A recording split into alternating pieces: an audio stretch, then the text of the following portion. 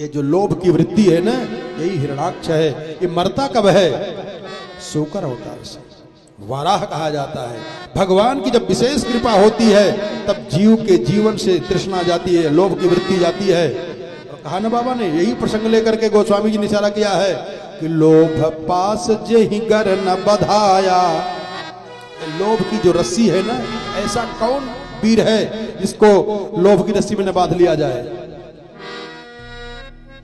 और उसी का सगा भाई है कौन?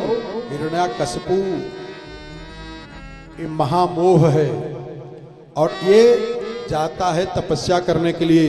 जब तपस्या करने के लिए जाता है तो ध्यान दें, माताएं और ध्यान दें, आप लोग भी ध्यान दें। इसीलिए जब विवाह करें, अपने बच्चे का विवाह करें तो प्रयास करें ये गुण होने का। हिरणाक्ष की पत्नी का नाम था रुषा भानु और हिरण्याकश्यपु की पत्नी का नाम है कयाधु। कयाधु इतनी धार्मिक हैं कि कयाधु कथा सुनती हैं। और पति कैसा है? महाराक्षस है। तो एक दिन जब ये तपस्या करने के लिए निकला, कौन? हिरण्याकश्यपु, तो भगवान इसके ऊपर कृपा करने के लिए जो सनक सनंदन सनातन सनत कुमार थे, वो तोता बन करके बगल में एक पेड़ पे बैठ करके कहा नारायण। ज्यों सुनाए नारायण, हिरण्याकश्यपु चिढ़ गया, अरे हमारे दुश्मन का नाम ले रहा है। इतना गुस्सा आया, उठ के खड़ा हो गया और चला गया दूसरे वन में। वहां जब गया वो तोता उड़ा, वहां पहुंच गया और डाल पे बैठा। ज्यों ये पद्मासन लगा करके ध्यान मग्न होने का प्रयास किया, तब तक तोता फिर कहा नारायण नारायण नारायण।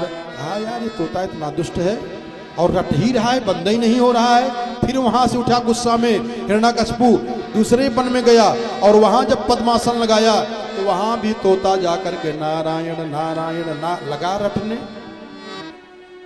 गुस्सा किया और गुस्सा करके जब वापस लौट आया तो कयाधु मिली।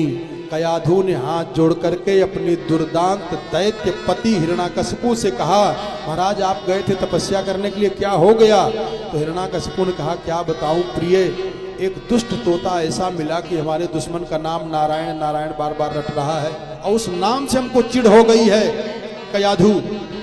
कयाधु तो अंदर अंदर खुश हो गई कि किसी भी प्रकार से इन्होंने भगवान का नाम तो लिया, अब इनका कल्याण हो जाएगा। और जब वो रात में विश्राम किया है, रुका है, तो कयाधु मैया ने अपने दुर्दांत दैत्य पति हिरण्याकश्यपु से कई बार घुमा घुमा करके नारायण कहवाई है, उसी रात में कहवाई है। अरे तोता था, बोलता होगा, कैसे आप जान गए कि नारायण कह रहा? अरे कहा बड़ा शुद्ध नारायण कहता था, खूब समझ में आता था नारायण कह रहा है। अरे नहीं महाराज, अरे नारायण कहता था और एक बार नहीं रटता ही रहता था, नारायण नारायण नारायण नारायण रटता रहता था। फिर मैं वहां जंगल छोड़ के दूसरे जंगल में गया, वहां भी वो दुष्ट आ गया, फिर नारायण नारायण रटने लगा। ऐसे ऐसे 1008 बार उस रात में कयाधु मैया ने उस दुर्दांत दुष्ट दैत्यराज हिरण्याकश्यपु से 1008 बार नारायण कहवा दी है। उसी समय गर्भ में भक्त का आधान होता है, गर्भ धारण करती हैं कयाधु। और अब की बार जब ये जाता है तपस्या करने के लिए, तोता नहीं मिलता है। अब तोता नहीं आया, एक पद्मासन लगाया।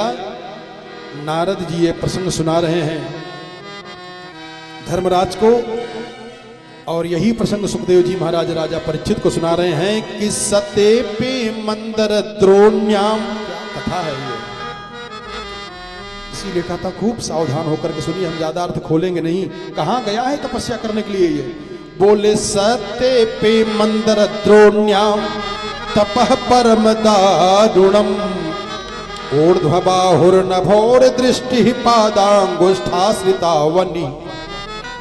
हाथ ऊपर कर दिया है और पैर के अंगूठे पे खड़ा हो गया है और नजर की पलक जो है, पलक को भी ऊपर कर दिया है, गिरा नहीं रहा है, पलक भी नहीं गिरा रहा है, तपस्या करना शुरू कर दिया है। और इतनी कठिन तपस्या किया है कि इसके बाल बड़े बड़े होकर के जटा बन गए और इसके जटाओं में पक्षियां घोंसला बना ले रही। इतना बड़ी कठिन तपस्या किया है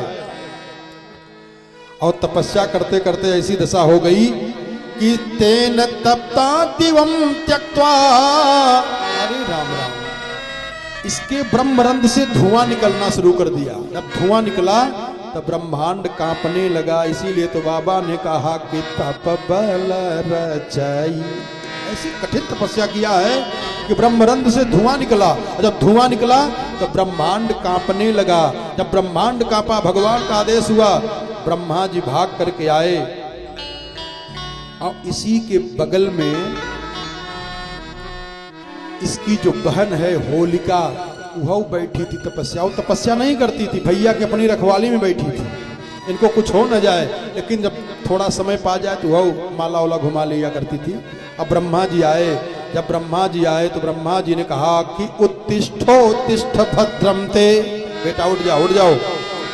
तपः सिद्धोऽसि काश्यपः, हे कश्यप के पुत्र उठ जाओ, तेरी तपस्या पूर्ण हो गई है।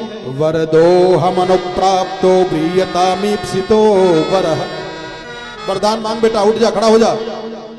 खड़ा हुआ हिरण्याकशिपु, हाथ जोड़ करके लगा भगवान ब्रह्मा की स्तुति करने। बड़ी लंबी चौड़ी स्तुति करना शुरू कर दिया है।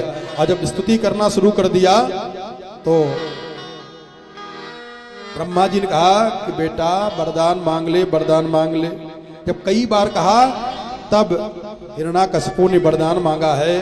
कहा यदि दास्यस्य भीमतान वरान में वरदोत्तम, महाराज अगर वरदान देना चाहते हो तो भूतेभ्यस्त्वदृष्टिसृष्टिभ्यो मृत्युर्मा भोन् मम प्रभो, आपके द्वारा सृष्टि में जितने भी जीव जंतु हैं उनसे हमारी मृत्यु न होने पावे।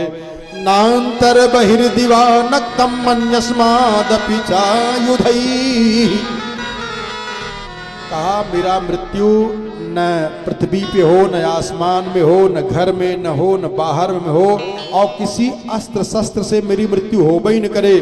न भूमौ नाम्बरौ मृत्युर्न नैर्न मृगैरपि, न पृथ्वी पे मरूं, न आसमान में मरूं, न पशु से मरूं, न पक्षी से मरूं, जितने भी 84 लाख प्रकार के जीव जंतु हैं उनसे मेरी मृत्यु न होने पावे। ब्रह्मा जी ने कहा एक वरदान के लिए कहा था, तू कितना वरदान मांगे जा रहा है? तपस्या के कारण भगवान ब्रह्मा जी ने कहा तथास्तु, तुझको मैं वरदान देता हूं कि हमारी सृष्टि में, हमारे बनाए हुए महीना में, हमारे बनाए हुए जीव जंतु में, हमारे बनाए हुए अस्त्र शस्त्र से तेरी मृत्यु नहीं होगी। होलिका के पास गए जो उसकी बहन है, तो होलिका ने कहा कि महाराज हमको क्या दोगे? कहा तू जो मांग। तो होलिका कही कि हमको ऐसा वरदान दे दो कि मेरा अग्नि में कुछ न हो, जो हमारे साथ अग्नि में रहे जल करके भस्म हो जाए। ब्रह्मा जी ने कहा कि ठीक है, हो तो जाएगा, लेकिन भक्त से बच के रहिएगा। भक्त अगर साथ में रहेगा तो हमारा वरदान उल्टा हो जाएगा। ठीक है। अब ये लगा अत्याचार करने लगा, नाना प्रकार का अनाचार दुराचार करना शुरू कर दिया। और इधर जो दोनों पति पत्नी, पत्नी तो कई लाख बार ली होगी भगवान का नाम, तब ये दुर्दांत दुष्ट 1008 बार लिया है नाम ना।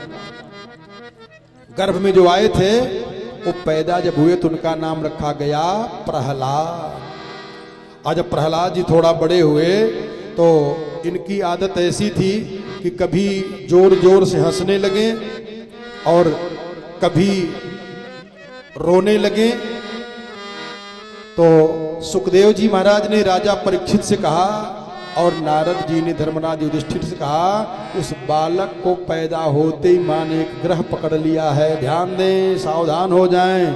अगर ये ग्रह नहीं पकड़ेगा ये नवो ग्रह पकड़ लेगा, पकड़ेगा तो पक्का है, ध्यान से समझें। एक बात फिर बता दे रहा हूं, जो भगवान का भजन नहीं करेगा, जो भगवान की कथा नहीं सुनेगा, अगर वो सोचे कि हम बड़े चैन से रह लें, आराम से रह लें, तो आराम से और नहीं रह पाएगा, परेशानी में पड़ जाएगा। ध्यान देना, अगर भगवान की कथा में, भगवान के भजन में चले गए, सारी बाधाएं समाप्त हो जाएंगी। और नहीं गए तो कहा हमारा तो क्या हो जाएगा, कुछ नहीं होगा, कोई नहीं, कुछ नहीं बिगाड़ पाएगा।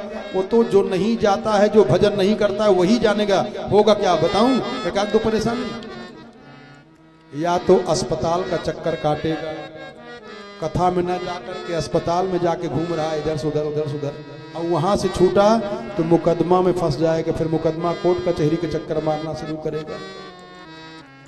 चक्कर तो लगाना ही पड़ेगा। तो उससे बढ़िया ये है कि भगवान की परिक्रमा कर लो, भगवान के धाम की परिक्रमा कर लो, भगवान की कथा में जाके बैठ जाओ, काम बन जाए, चक्कर से बच जाओ, नहीं तो घन चक्कर में फंस जाओगे। क्या हुआ? उस बालक को सुखदेव जी महाराज राजा परीक्षित से कहते हैं कि ग्रह पकड़ लिया। कौन सा ग्रह पकड़ा है? बोले न्यस्तक क्रीडन को बालो जडवन्मत्तनस्तया कृष्ण ग्रह ग्रहीतात्मा न वेद जगदीश्वर। हुआ क्या? ये बालक के माता पिता ने कई बार भगवान का नाम जपे थे, इसलिए भक्त बालक पैदा हुआ। इसलिए कहीं पेट्रोल पंप पे या कहीं विशेष जगह पे लिखा रहता है कि आप सावधान रहें, सीसी कैमरा में है, तब वहां सावधान होते हो कि सीसी कैमरा में है। और हम कह रहे हैं कि रतिया दिना हमेशा सावधान रहिए, भगवान के सीसी कैमरा में हो। अरे हे नजरिया घूमेला हो